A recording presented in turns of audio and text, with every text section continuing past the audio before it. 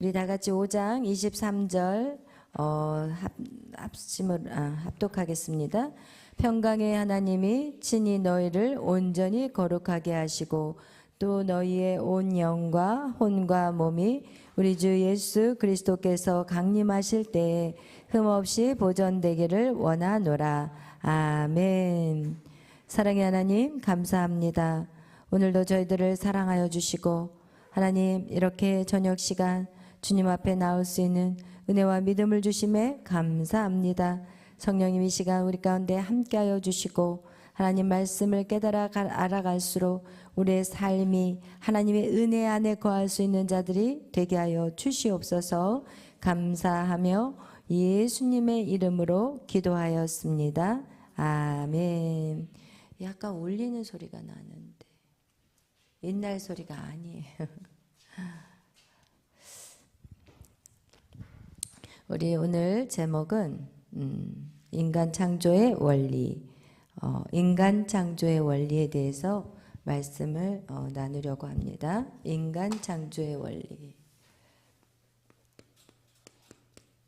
계속해서 우리가 인간 창조의 원리에 대한 말씀을 여러분하고 나누고 있어요. 인간, 나는 누구인가? 인간은 무엇인가를 아는 것은 우리가 왜 예수님이 필요한지, 왜 하나님이 우리 안에 이 땅에 찾아오셨는지, 내가 누구인지를 모르면 우리가 절대로 이것을 아무리 예수 그리스도에 대한 얘기를 해도 나와 무관한 분이라고 생각할 수 있다는 거예요. 그러나 내가 누구인지를 알 때 예수님이 나에게 없어서는 안 되는 분이라는 거, 그리고 결국은 그 예수님을 통해서 우리가 하나님 앞에 갈 수 있는 하나님의 어떤 길이요 진리요 생명이 될 수 있다는 것이 바로 우리 예수님이 우리에게 그렇게 필요하신 좋은 분이시라는 거예요. 그래서 오늘 여러분하고 그동안 나눴던 것 같이 우리가 계속 나누는 것은 이렇게 제가 이렇게 라인을 3개를 그리고 동그라미를 그릴 때 이제 여러분이 생각할 거예요. 오늘은 누굴까? 할렐루야. 왜냐하면 이게 여러분에게 정말 중요하기 때문에 계속해서 반복할 수밖에 없어요. 그래서 오늘은 여러분 중에서 우리 세준이 안 시킬 줄 알았지? 세준이 나와주세요.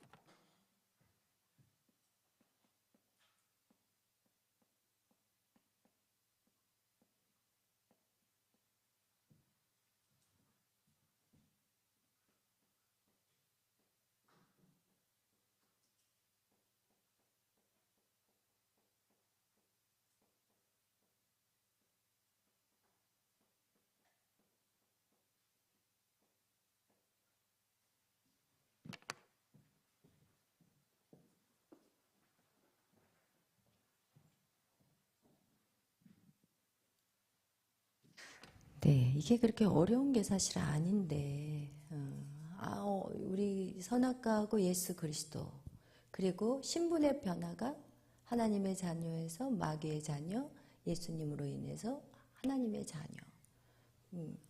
그리고 우리가 이 말씀은 우리 한번 창세기 1장 26절, 또 여기에서는 27절까지, 그 다음에 여긴 창세기 1장 28절, 그 다음에 영적 존재는 창세기 2장 7절 말씀. 사단의 자녀는 요한복음 8장 44절. 사단의 권세는 마태복음, 이게 지금 4장에 나와 있는 말씀. 나에게 와서 이게 8절에서 9절 말씀이에요. 4장 8절에서 9절 말씀. 그 다음에 육적인 존재는 갈라디아서 4장 말씀이에요. 갈라디아서 4장 몇 절이냐면은 우리 29절, 정확하게 말하면 갈라디아서 4장 29절에 육체를 따라 난 자라고 나와 있고, 또 전도서 3장 8절에는 사람을, 육적인 존재를 뭐라고 표현하느냐, 짐승이라고 표현이 나와요. 그러니까 여기에서 성령이 없는 인간은, 지난번에 제가 짐승이라고 그랬잖아요. 그거와 같이 전도서 3장 8절에 정확하게 짐승이라고 표현하고 있다는 거. 그리고 나서 하나님의 양자는 로마서 8장 15절에서 17절에 나와 있어요. 그리고 이거는 이제 하나님의 권세가 이제 곧 여기서는 이제 예수님의 권세라고 표현하는 게 조금 더 똑같은 하나님이시니까 예수님 성자 예수님의 권세, 이것은 바로 마태복음 내가 하늘의 권세와 땅의 권세를 가졌다라고 말씀하시는 부분이 마태복음 28장에 나와 있어요. 그리고 이제 다시 인간에게는 그 영을 가진 자만이 하나님의 자녀라는 표현이 나와 있는 부분. 그래서 영이 거하면 너희가 영이 있다라고, 그렇게 하나님의 영이 거하는 자에게만 그 영이 있다라고 말한 부분이 로마서 몇 장에 나와 있냐면은 28장 9절 말씀. 로마서 28장 9절 말씀에 지금 나와 있어요. 그래서 여러분 이거와 같이 이게 말씀의 군데군데 구절구절마다 지금 인간이란 어떤 존재인가에 대해서 말씀하고 있다는 거, 여러분 이것만 딱 알고 있어도 여러분이 어떤 존재라는 거, 그리고 예수 믿고 구원받는 우리는 바로 하나님의 자녀요, 예수 그리스도의 권세를 우리가 이제 예수의 이름으로 사용하는 거, 그리고 하나님의 영이 거한 자는 영이 있는, 그래서 우리는 영적인 존재로 회복된다고 여러분하고 말씀을 나누었어요. 그러면서 우리가 이 혼적인 부분에서 여러분하고 지금 계속해서 어떤 혼에서 정에 대한 거, 이것은 우리의 감정이요, 우리의 마음의 부분을 이야기한다고 우리가 계속해서 이 정에 대한 말씀을 나누었습니다. 인간이 이 마음의 상처들이 많이 있는데, 이 마음의 상처는 우리가 이렇게 사람들하고 어울려서 마음의 상처가 생긴 게 절대 아니라, 우리는 태어날 때부터 무슨 마음으로 태어났어요? 깨어진 마음으로. 할렐루야. 봄이 깨어진 마음, 딴 데 보지 마요. 깨어진 마음으로 우리는 태어났다는 거. 그러면서 우리가 깨어진 마음에 대해서는 창세기 몇 장에서 여러분하고 나누었어요? 3장. 깨어진 마음은 창세기 3장에 보면 정확하게 나와 있어요. 거기에 보면은 사람들이 부끄러워했어요. 선악과를 먹고 난 다음에 부끄러워서 몸을 가렸다. 그 얘기는 무엇이냐? 이제는 죄에 대한 눈이 열렸다는 거예요. 눈이 밝아져서 부끄러워지기 시작했다라는 것은, 이제는 사람들의 눈에, 그전에는 죄에 대한 것들이 눈이 열려 있지 않았는데, 지금 이제는 죄에 대한 눈이 밝아졌다는 거예요. 그래서 부끄러운 거예요. 그거에 대해서 우리가 창세기 1장, 2장에 보면 하나님이 남자와 여자를 이제는 서로 이제 하나가 되는 결혼의 그 기간을 줬을 때, 남자와 여자가 벌거벗었으나 부끄러워하지 않는다라는 말씀이 있는데, 그들이 그 죄를 짓자마자 부끄러워했다는 것은 이제는 서로의 비난과 판단과 정죄가 생긴 사건이 바로 선악과 사건. 그래서 그것을 우리는 어떻게 해요? 태어날 때부터 가지고 태어난다는 거예요. 그러니까 어느 누구도 커서 그걸 배운 게 아니고 부모 밑에서 배운 게 아니라 아예 여러분은 애당초 그 마음을 갖고 이 땅에 태어났다는 거예요. 할렐루야. 그래서 우리는 우리의 부모를 원망할 수가 없어요. 왜? 내 안에도 깨어진 마음이 있기 때문에. 깨어진 두 마음이 모이면 더 깨어질 수밖에 없다는 거. 그래서 성경에서 우리의 마음의 깨어짐은 언제? 이미 우리는 태초 아담과 하와의 선악과 사건으로 우리의 마음은 온통 깨어졌다는 것을 성경은 말해줘요. 그리고 그 깨어진 마음은 하나님의 낯을 피해요. 그래서 로마서 1장 28절에도 말하잖아요. 창세기 3장의 말씀이 로마서 1장의 말씀하고 똑같은 말이에요. 표현이 다를 뿐이에요. 하나님의 낯을 피해서 그들이 숨었다는 말과 그들의 마음에 하나님 두기를 싫어했다는 말하고 사실은 똑같은 말이에요. 그래서 인간은 하나님을 두기 싫어하고 그 깨어지고 상실한 마음을 하나님이 그냥 놔둘 수밖에 없는 게 어떻게 하나님도 그 마음을 손을 댈 수 있다 없다? 손을 댈 수 없어요. 왜냐하면 우리에게 자유의지를 줬기 때문에 그것은 하나님의 영역이 아닌 거예요. 하나님이 여러분에게 자유를 줬기 때문에 여러분의 마음이 무엇을 선택하든 그것은 여러분의 마음이기 때문에 그래서 하나님은 그 상실한 마음대로 그냥 놔둘 수밖에 없었는데 그 상실한 마음은 로마서 1장 28절 이후로부터 계속 어때요? 미워하고 분쟁하고 시기하고 다투고 수근수근하고 부모를 거역하고 막 이런 죄, 이 사형을 받을 수밖에 없는 죄를 인간은 가지고 이미 태어났다는 것을 얘기하고 있어요. 그래서 거기에서 보면은 그 하나님과의 관계가 이 선악과 때문에 깨어진 게 뭐냐? 하나님과의 관계예요. 근데 또 깨어진 게 있어요. 두 번째. 뭐예요? 하나님이 주셔서 나와 함께한 그 여자. 뭐예요? 사랑과의 관계가 깨어졌어요. 그러니까 이 깨어짐이 여러분 우리는 이미 부부가 결혼해서 잘 살 수 없다니까요. 이거는 잘 사는 게 이상한 거예요. 왜냐하면 우리가 태어날 때부터 깨어진 마음을 가지고 태어났기 때문에 여러분 막 좋아가지고 동업을 했는데 그게 깨어질 수밖에 없어요. 왜? 깨어지게 태어났기 때문에. 이해가 되시나요? 저 사람이 나빠서가 아니라 이미 우리는 어느 누구하고도 연합이 될 수 없게 태어났다니까요. 할렐루야. 아멘. 그리고 세 번째 깨어진 게 있어요. 자연과의 깨어짐이에요. 자연관계 안에서도 사단에게 하나님의 뱀에게 모든 피조물보다 너가 더 저주를 받는다는 그 얘기는 뭐냐?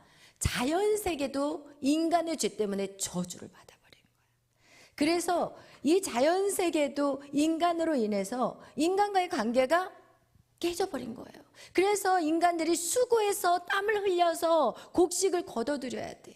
그 이전에는 그냥 인간이 가는 곳, 인간이 서 있는 그 장소에서는 막 꽃이 피고 풀이 나고 거기에서 아름다운 나무가 자라고 이것은 여러분이 그걸 좀 이렇게 뭐라 그럴까 우리가 생각할 때 이거는 좀 말이 안 되는 소리 같을지 모르겠지만 성경의 2장에 보면 인간이 태어나기 전에 땅에 이미 그 씨앗들이 있었는데 인간이 태어나기 전이라서 그것이 밖으로 나오지 않았다는 표현이 있어요. 그러니까 여러분이 성경을 읽을 때 그냥 쑥쑥쑥쑥 읽기 때문에 그렇지 여러분이 성경이 열려지기 시작하면은요 막 연결이 쫙쫙쫙 돼요. 막. 그래서 여러분이 계속해서 하나님과의 관계가 회복돼야 되는 이유가 뭐냐면 그냥 이 말씀들이 그냥 그전에는 그냥 좀 이해가 안 되거든요. 왜 인간이 창조되기 전에 그게 그 땅 속에서 이게 2장에 나와 있는 말씀이에요. 한번 제가 읽어볼게요. 2장 4절. 우리 2장 4절 다 같이 함께 읽어보겠어요. 2장 4절 이것이 천지가 창조될 때 하늘과 땅의 내력이니 여호와 하나님이 땅과 하늘을 만드시던 날에 여호와 하나님이 땅에 비를 내리지 아니하셨고 땅을 갈 사람도 없었으므로 들에는 초목이 아직 없었고 밭에는 채소가 나지 아니하였으며 안개만 땅에서 올라와 온 지면을 적셨더라. 여호와 하나님이 땅의 흙으로 사람을 지으시고 생기를 그 코에 불어넣으시니 사람이 생명이 되니라. 아멘. 여러분 여기 읽다 보면 우리가 분명히 첫째 날은 하나님 빛이 있으라, 둘째 날은 나뉘어라, 하늘의 공창과 땅의 물, 하늘의 물과 땅의 물 나뉘었어요. 셋째 날은 분명히 육지와 바다를 나누시고 그리고 육지에는 식물이 자라게 하셨다고 얘기했어요. 근데 그때 식물이 자란 게 그 씨앗이 땅 속에 있었던 거지 그게 밖으로 나왔다 안 나왔다? 안 나왔다는 거예요.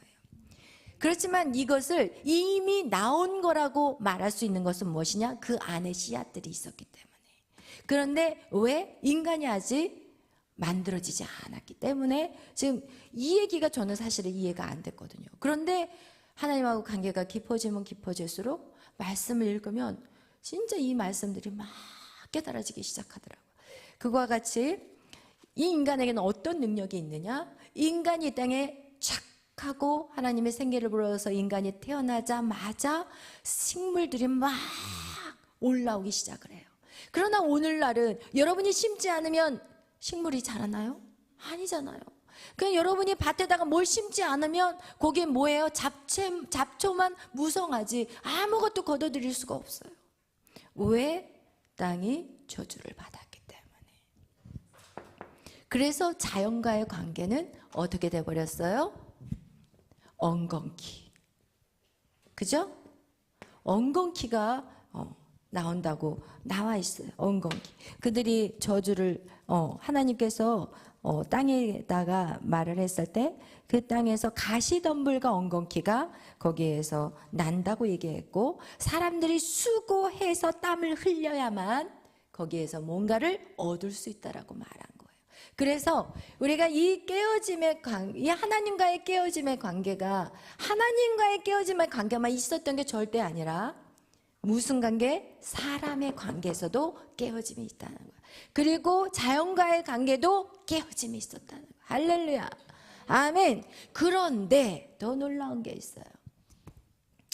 여러분 우리가 신약 성경에 보면 예수님에게 물어봤어요. 가장 큰 계명이 무엇입니까? 이스라엘 민족들은 구약에서는 가장 큰 계명은 십계명이라고 했어요. 그런데 예수님이 이 땅에 오신 다음에 이제 사람들이 물어봤어요. 이 땅에서 가장 큰 계명이 무엇입니까? 그렇게 물어봤을 때 하나님이 첫 번째 무슨 계명이라고 얘기해요? 첫 번째 하나님을 사랑하라는 거예요. 어떻게? 힘을 다해, 마음을 다해, 뜻을 다해, 목숨을 다해. 그 얘기는 무엇이냐? 깨어진 이 관계가 회복이 돼야 되거든. 깨어진 관계를 회복이 되기를 원하시는 거야. 예수 그리스도를 통해서 예수님이 이 땅에 오시면서 예수님이 하는 게 제일 첫 번째 관계가 뭐냐? 하나님과의 관계를 회복하기 위한 거예요. 하나님 앞으로 갈 수가 없어. 모든 인간은 죄를 졌기 때문에 예수의 피로만이 갈 수가 있는 거예요. 그래서 첫 번째는 뭐냐? 하나님 사랑.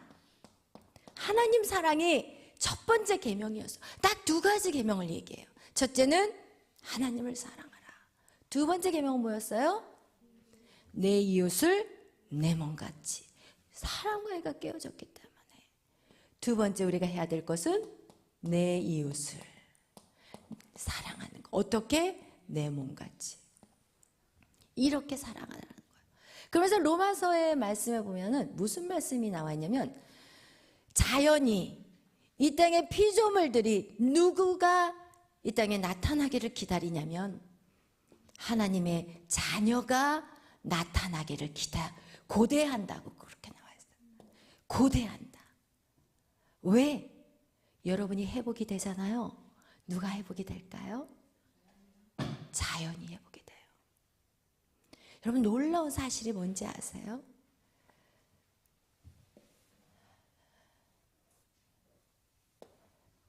남한과 북한이에요. 그런데 여러분, 이 남한과 북한 안에 섬이 있을 거 아니에요? 섬이 북한의 같은 섬인데 이게 쪼개져 있으면 이쪽에 있는 섬은 완전히 말라비틀어져 있고, 같은 이 선으로 그어진 이쪽의 땅은 비옥하대요. 전 이걸 확실히 믿어요. 제가 프랑스 파리, 저희 목사님이 스위스에서 이번에 또 집회로 오라는 연락을 받아가지고 저한테 막 꼬시더라고요. 여보, 스위스 가자고. 그래서 제가 안 가요. 또 프랑스 파리를 저를 꼬여가지고 뭐 응? 당신에게 정말 에펠탑을 보여주고 싶어 막 이러면서 갔는데, 제가 그 에펠탑 꼭대기에서 그 추위에 바들바들 40분을 떨고 제가 돌아왔는데, 목사님이 설교할 때마다 얼마나 저를 깠습니까? 에펠탑에서 그렇게 전도하는데 말이야, 믿음 없이 40분을 그거 기다리면서 막 눈을 막 꼬아보고 막 그렇게 뭐 거기서 대판 싸웠다 막 이런 설교를 하는데, 제가 다시는 설교에 그 소스를 제공하고 싶지 않습니다. 또 스위스 가가지고 또 어떻게 저를 또 만들어가지고 그걸 가지고 성도들을 재밌게 하시려고 하십니까? 그러면서 제가 못 가겠습니다 막 이랬는데, 어쨌든 여러분, 제가 프랑스 파리 세느강도 가봤어요. 진짜 우리나라 한강보다도 못해요. 그 나라는요, 이미 끝났어요. 이미 그 아주 그냥 모든 사람들이 이성의 최고를 찍었던 그리스도 마찬가지고 그 유럽의 땅들이 다 죽었어. 왜 죽었을까요? 누가 없어요? 예수님이 없어요. 여러분 꼭 기억해야 돼요. 우리가 이 하나님이 우리에게 원하는 것, 태초의 창세기 이 선악과의 사건으로 깨어진 것이 무엇이냐? 하나님과의 관계가 깨어져 버렸어요. 하나님의 낯을 피하잖아요. 하나님, 그 전에 그렇게 좋아했던 하나님이, 하나님을 막 숨고 하나님이 무섭고 두렵고, 여러분 그게 하나님 관계가 깨어져 버린 거예요. 그리고 저 여자, 자기에게 줬을 땐 그렇게 막 내 뼈 중에 뼈, 내 살 중에 살이라는 이 고백은 한 몸이라는 거야. 한 몸. 여러분, 그런데 그걸 우리가 신학에서 사도 바울은 뭐라고 표현하느냐? 한 몸, 교회와 성도가, 교회와 예수 그리스도가 한 몸이라는 거예요. 예수 그리스도가 옆구리를 찔려서 온 피가 쏟아짐으로 말미암아 그 피 때문에 누가 만들어졌어요? 교회가 세워진 거예요. 그래서 결국은 이 아담과 하와의 그 관계는 사실은 예수 그리스도와 교회의 관계라는 거예요. 여러분, 그와 같이 우리가 사람과의 관계, 이것은 무엇이냐? 한 몸이 되는 거예요. 한 몸이 되었지만 벌거벗었으나 부끄러워하지 않는다는 것은 교회 공동체 안에서 우리가 허물도 많고 부족하고 연약한 거 많아도 여러분 한 몸이라는 거예요. 절대로 우리가 비난하거나 누구를 탓하거나 원망해서는 안 된다. 우리는 한 몸이라는 거예요. 이게 비밀인 거야. 할렐루야. 아멘. 여러분, 그렇게 관계가 유지될 때 우리가 사는 세상이 어떻게 될까요? 평안하고 아름다워요. 여러분, 우리나라는 아직까지 복음이 있기 때문에 너무 아름답고 예뻐요. 여러분, 차를 타고 이렇게 일산만 가도 옆에 그 산을 보고 나무를 보고 이런 걸, 꽃을 보고 계절마다 피어나는 꽃들과 계절마다 변해가는 그 나무의 색깔과 얼마나 아름다워요. 제가 프랑스 파리를 갔는데 아주 칙칙해. 날씨도 칙칙하고 건물도 아주 칙칙하고, 세느강은 완전히 회색이야. 이게 꾸정물인지 색깔이 꾸정물이, 여기 내가 뭐하러 왔나 막 싶고, 에펠탑 올라가가지고 이 추운데 이제 남산보다도 못하다 내가 막 이런 생각이 들 정도로.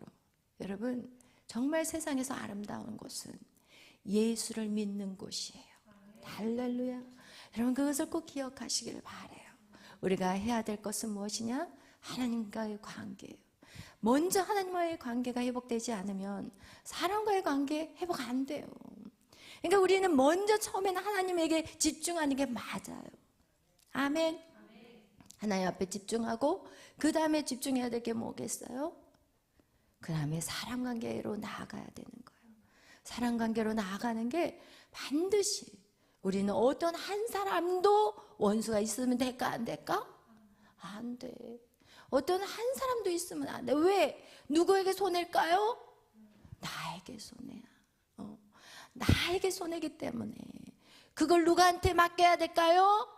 하나님한테 맡겨야 돼요. 누가 더 잘 갚을 수 있을까요? 하나님이 갚아요. 그러니까 옛날 영화들을 보면 자기 부모를 죽인 그 원수를, 그 자식이 그 원수를 갚기 위해서 평생을 칼을 갈아. 그리고 나서 결국은 그 원수를 죽여. 그런데 어떤 일이 일어나는지 알아요? 네? 그 죽은 아들이 또 평생 칼을 갈아. 그 죽은 아들이 또 평생 칼을 갈다가 그 원수를 또 죽여. 그러면 그 죽은 아버지 아들이 또 뭐해? 평생 칼을 갈아. 이게 바로 저주의 대물림이에요. 아멘. 여러분, 절대로 그것이 여러분 대해서 끝나는 게 아니야. 여러분이 만약에 누구를 용서하지 못하고 끝까지 원망하고 미워하는 마음이 있다면 그것은 자녀들에게 다 흘러가게 되고 그 자녀의 손자까지, 증손자까지 여러분 계속 그 저주가 흘러가게 된다는 거예요. 아멘.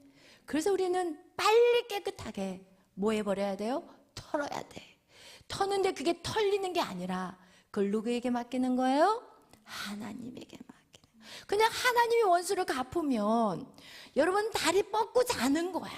다리 뻗고 행복하게.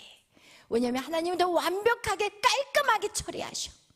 할렐루야. 하나님 실수가 없어.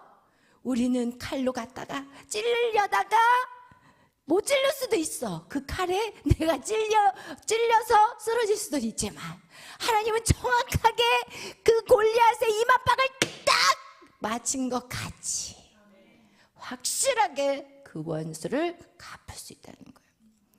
그래서 여러분 다 용서해줘야 되고 다 품어주고 사람과의 관계에 절대 깨어짐이 있어서는 안 돼요. 할렐루야. 그것이 여러분의 하나님의 은혜 안에 들어가는 자들이에요. 하나님의 은혜를 받아야 되잖아요. 축복 받고 싶어요? 아멘. 조금만 주세요. 조금만 요도해. 아멘 해야지. 입이 누가 제일 큰가 봐야 되겠어. 우와, 저 에너기. 조심해요. 이제 턱 벌어져가요. 안 닫아져. 제가 잠깐 웃긴 얘기 하나 해드릴게요. 갑자기 턱 빠진 얘기를 하니까 갑자기 생각이 나는 얘기가 있어요.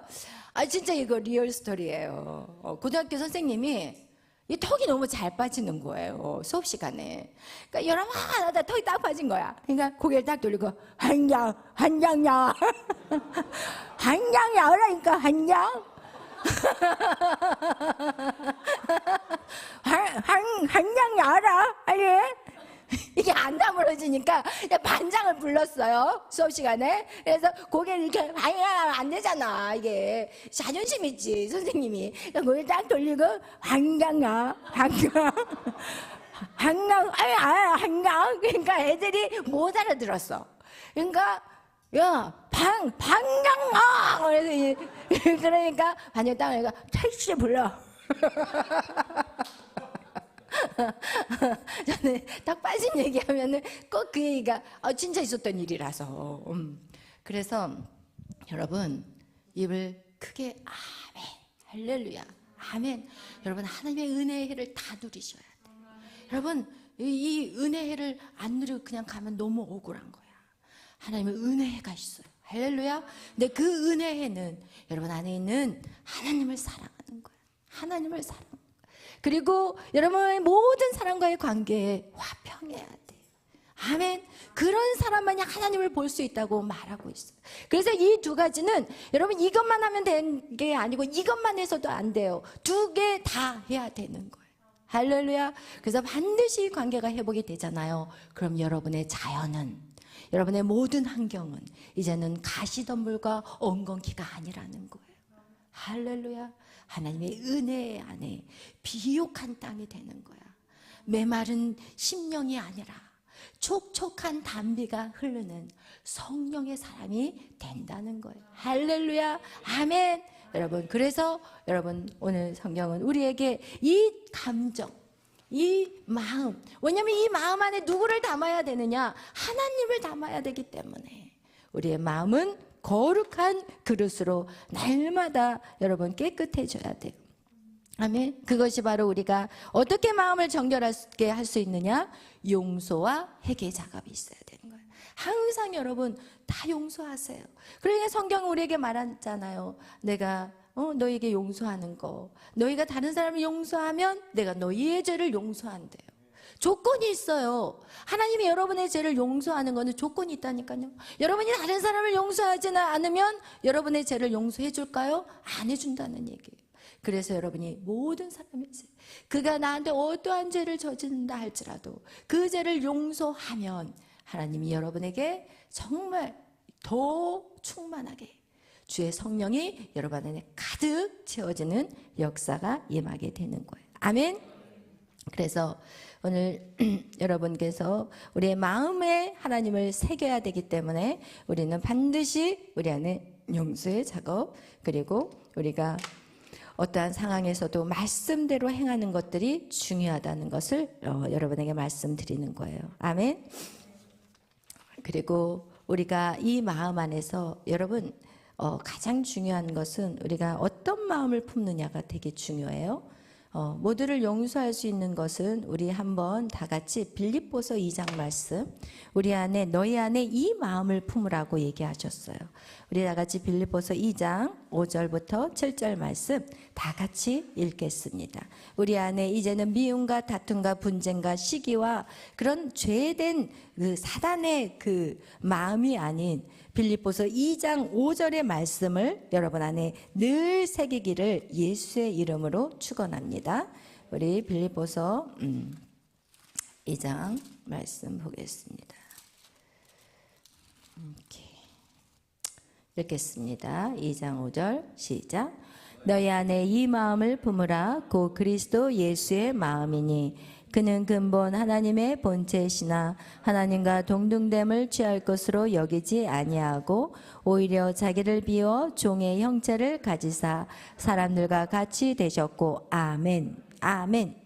여러분 여기에서 너희 안에 이 마음을 품으래요.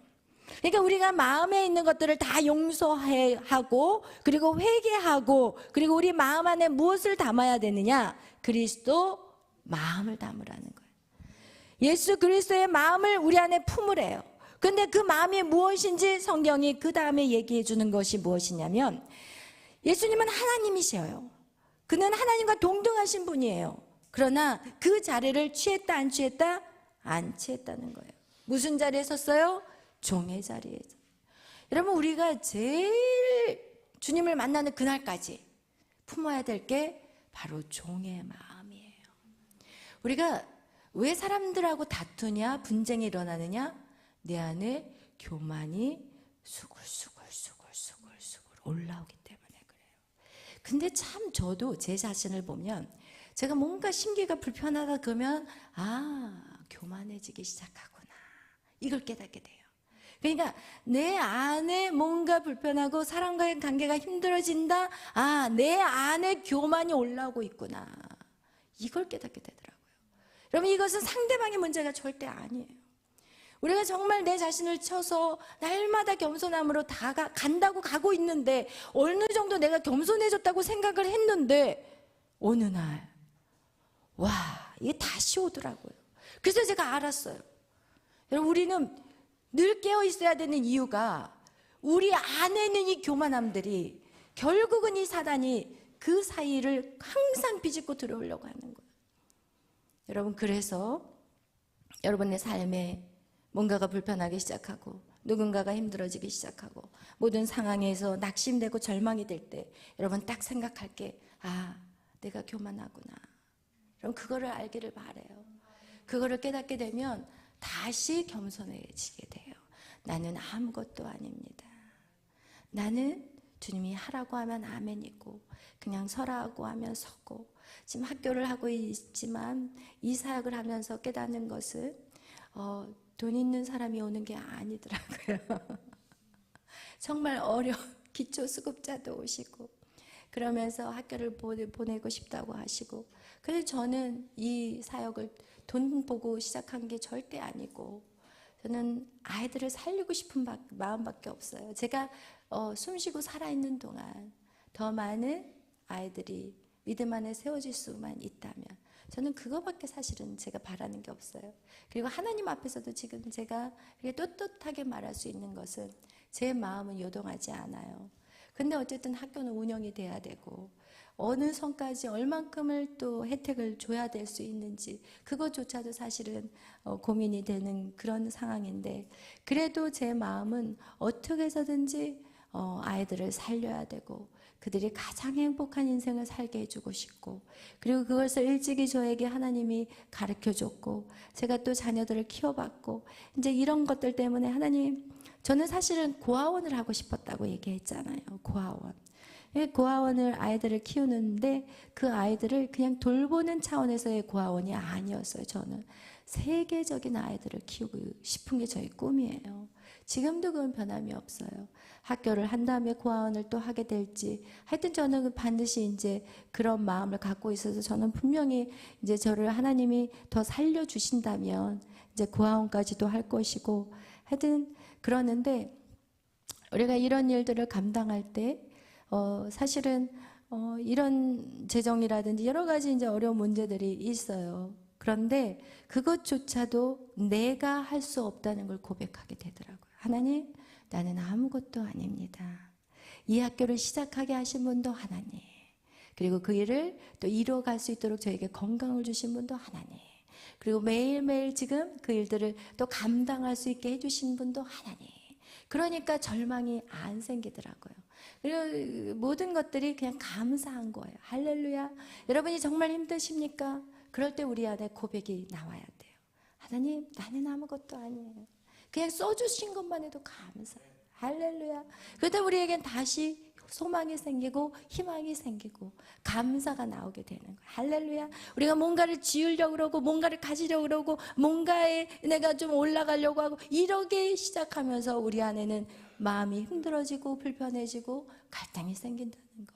여러분 꼭 그것을 기억하시고, 오늘 이 빌립보서 2장 5절에서 7절 말씀, 우리가 꼭 가져야 되는 것은 하나님이 능력 주시니까 내가 오늘도 말씀을 전할 수 있는 거예요. 하나님 내게 능력을 주셨기 때문에 누군가를 위해서 기도했을 때 그 사람이 정말 병이 치료되는 거예요. 모든 것이 내 것은 하나도 없었다는 거예요. 내가 제가 제 아이를 양육하는 그 모든 과정 역시도 내 지혜가 아니었다는 거예요. 하나님이 나에게 지혜를 주셔서 그 아이를 키울 수 있었던 거고, 그리고 나서 제가 지금 이 학교를 하면서 그 아이들과 함께 말씀 가지고 씨름하고 공부 가지고 씨름하면서도 이것도 내 능력이 아니라는 거예요. 어떤 것도 나로부터 나온 게 하나도 없다는 거. 여러분, 이 고백이 바로 종의 마음인 거예요. 아멘. 근데 하나님이 그런 예수의 마음을 우리에게 품으라고 하고, 예수의 마음은 어떤 마음이냐? 하나님이신 그분이 지금 어디까지 내려와 버렸냐? 죄인의 자리, 종의 자리, 인간의 몸으로 오셨다는 것은, 이거는 정말 이 세상에서 가장 놀라운 기적이라는 거예요. 할렐루야. 그 예수님이 나를 선택했다는 것은 더 큰 기적이라는 거예요. 아멘. 우린 이미 끝장난 인생이에요. 이미 우린 죽은 인생이에요. 죽어버렸던 인생이에요. 예수가 없었다면 우린 지옥과 같은 인생에서 헤어나올 수 없는 존재였어요. 그러나 그 예수님이 종의 몸으로 오셨다면 누구든지 나와 같이 섬기는 자가 되어라. 할렐루야. 여러분에게 예수님이 친히 보여주셨어요. 종의 모습이 어떤 것인지. 예수님은 사람을 살리기도 하고 죽이기도 할 수 있는 분이셨지만 예수님은 한 번도 자기를 나타내지 않았어요. 예수님은 그 많은 귀신들을 다 쫓아내셨지만 한 번도 자기를 드러내지 않으셔서, 사람들에게 병을 고쳐주고 나서 아무도 내가 고쳤다고 말하지 말아라, 이렇게 하는 부분들이 성경에 군데군데 나와 있어요. 그것은 예수님의 때가 아직 이르지 않았기 때문도 있었겠지만 예수님은 그 어떤 능력도 자기 것으로 취하지 않으셨어요. 다 위로 올리셨어요. 모든 게 하나님의 뜻이에요. 모든 게 하나님이 나를 이 땅에 보내신 그 일을 나는 감당할 뿐이에요. 내 생각은 없어요. 이렇게 성경에 말하고 있어요. 요한복음에 보면 내 생각은 없어요. 내 뜻은 없어요. 나는 오직 하나님의 뜻으로 이 땅에 살고 있어요. 이게 여러분의 지정의가 되시기를 예수의 이름으로 축원합니다. 여러분의 뜻은 모든 것이 하나님의 뜻이 되어야 돼요. 하나님의 학교를 세우라는 것은 하나님의 뜻이기 때문에 저는 그냥 종같이 섬기는 거예요. 할렐루야. 그러다 우리는 갈등이 없는 거야. 어려움이 없는 거야. 주인이 누구기 때문에? 하나님이시기 때문에. 하나님이 그 학교를 운영할 것이고, 어려워도 하나님을 끌고 갈 것이고, 어려워도 그 누군가의 손길을 통해서 그 일들을 이루어 가실 분이 하나님이라는 것을, 우리는 그것을 꼭 기억해야 되고, 내가 그 하나님의 뜻에 합당하게 살아가느냐, 내 마음에 어떤 물욕이라든지 뭔가 내가 한번 보여주겠다라는 식의 그런 생각들을 다 지워버리고 그냥 하나님의 몸된 종으로서 그런 종의 형체를 취하라는 거예요. 할렐루야. 아멘.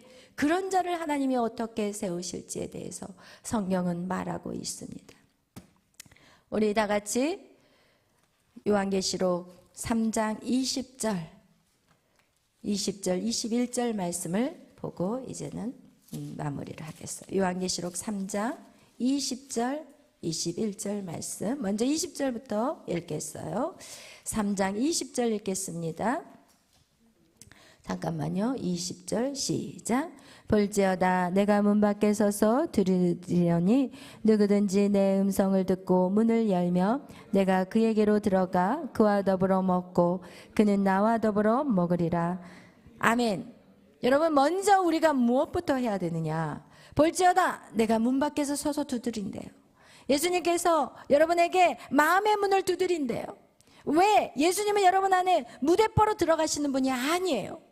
여러분을 존중하기 때문에, 여러분의 자유의지로 하나님을 받아들이기를 원해요.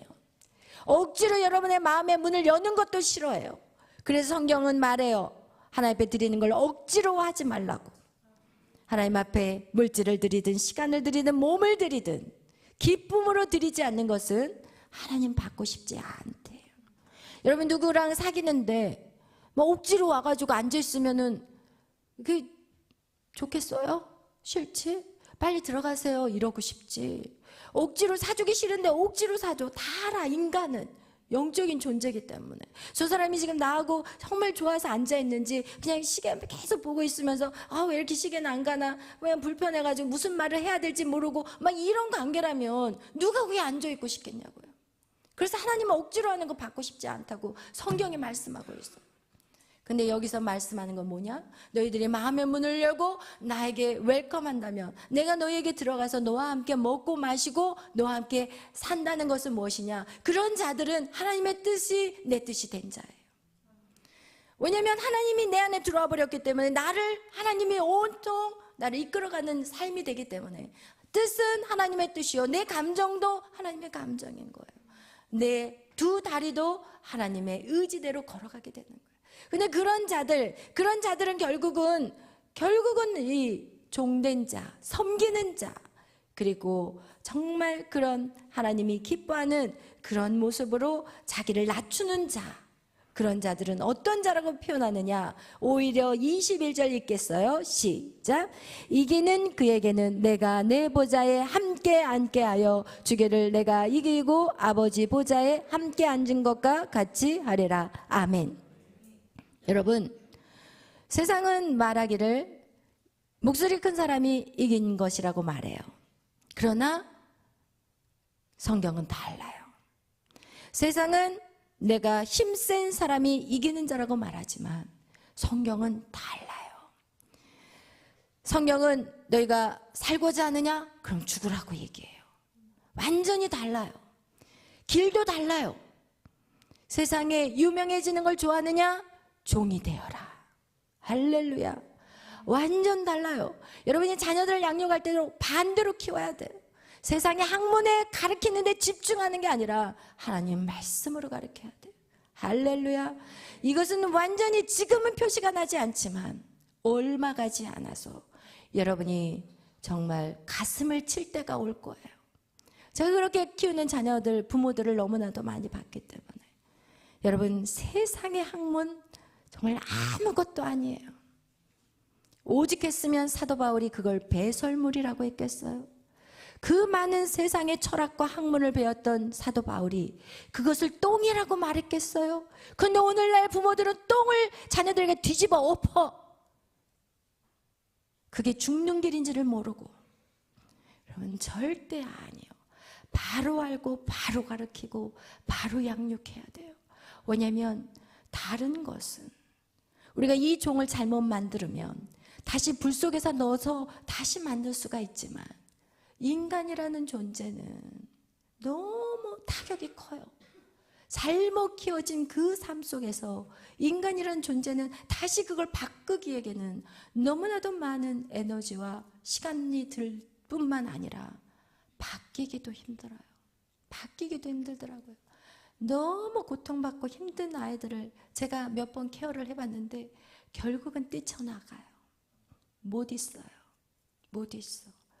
그 인생이 자라오는 환경에서 너무 여러분이 여러분의 삶들에 대해서 저희가 여러분들하고 상담을 하지만 여러분은 사실은 거기에 비하면 아무것도 아니에요. 사실 진짜 고통 속에 산 청년들은 제가 아무리 해도 도저히 해결이 안 돼서 튀어나가 버린 그 여전히 지금도 여기저기에서 방황하고 살아요. 들려오는 소식들을 보면 여러분 그거하고 똑같이 여러분이 사람이 이렇게 회복되어서 바른 길을 간다는 것은 절대 쉬운 길은 아니에요. 그런데 어쨌든 우리가 이기는 그에게 하나님의 말씀에 순종하고 자신을 쳐서 종의 삶을 사는 자들은 어디에서? 천국에서 예수님 보좌 옆에. 할렐루야. 그게 뭐냐? 하나님 보좌 옆에 여러분의 자리가 있어요. 영원히 사는 그 땅에 여러분 그 일들을 위해서 오늘 살아가실 건지 아니면 여러분의 자리 악착같이 올라가가지고 그냥 끌어내림을 당해. 올라갔는데 밑에 더 잘하는 사람이 올라와가지고 여러분을 끌어내려. 이야. 여러분 정말 어리석은 자들이 되지 않기를 예수의 이름으로 축원합니다. 아멘. 기도하겠습니다. 사랑해 주님 감사합니다. 오늘도 하나님 세상의 것들을 선택하지 않고 하나님을 선택함에 감사합니다. 하나님 우리가 우리의 두 다리가 있다고 해서 마음대로 세상으로 돌지 않게 하시고 오늘도 이 자리로 발길을 인도하신 하나님 감사합니다. 이것은 하나님 내 힘이 아니었음에 감사합니다. 날마다 우리를 바른 길로 옳은 길로 의의 길로 인도해 주시니 감사합니다. 주여 우리의 평생을 주님이 책임져 주시고 하나님 내 뜻, 내 의지, 내 감정 다 아버지 것입니다. 우리 안에 들어와 주시고 하나님 우리와 함께 먹고 마시며 영원히 주님의 나라까지 동행하게 하여 주옵소서. 감사하며 예수님의 이름으로 기도하였습니다. 아멘. 하늘에 계신 우리 아버지여 이름이 거룩히 여김을 받으시오며 나라의 마옵시며 뜻이 하늘에서 이루어진 것 같이 땅에서도 이루어지이다.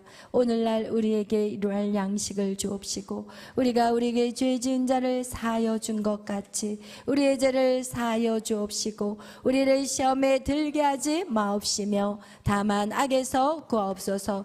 대개 나라와 권세와 영광이 아버지께 영원히 있사옵나이다. 아멘. 할렐루야. 왜 나만 겪는 고난이냐고 나가겠습니다.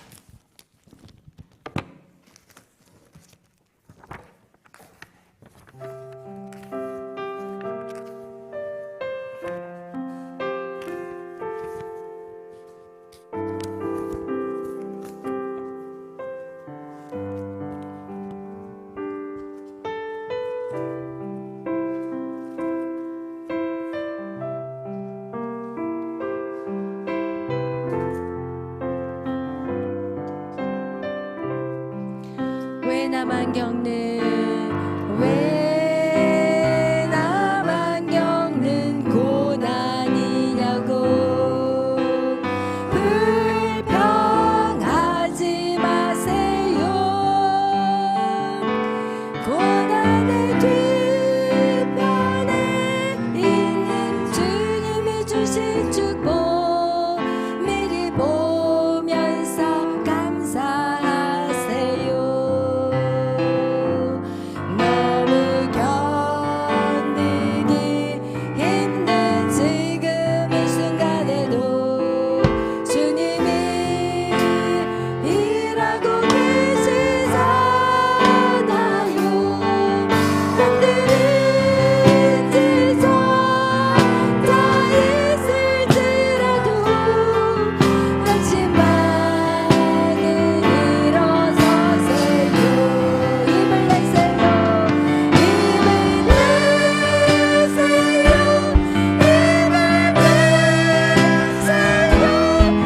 주님이 손잡고 계시잖아요.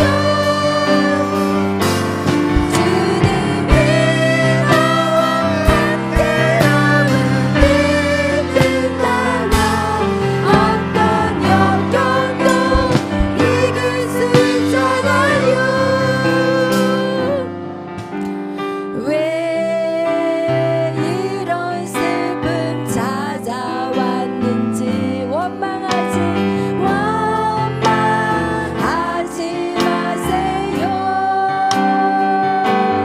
당신이 잃은 것보다 주님께 받은 은혜 더욱 많음에 감사하세요. 너무 견디기 힘든 지금 이 순간에도 주님이 일하고 계시잖아요. 흔들린 지점 다 있을지라도 당신만은 일어서세요. 힘을 내세요. 힘을 내세요. 힘을 내세요.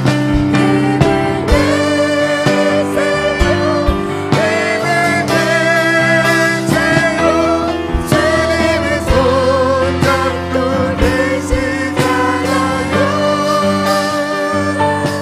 주님이 나와 함께함을 믿는다면 어떤 고난도 견딜 수 있잖아요. 그렇습니다.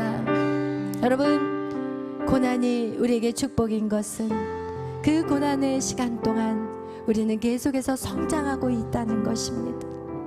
만약에 너무나도 편안했다면 우리는 정말 그 어둠의 그늘을 보지 못했을 것이고 상처받은 심령들을 헤아릴 수 없는 자들이 되었을 것입니다.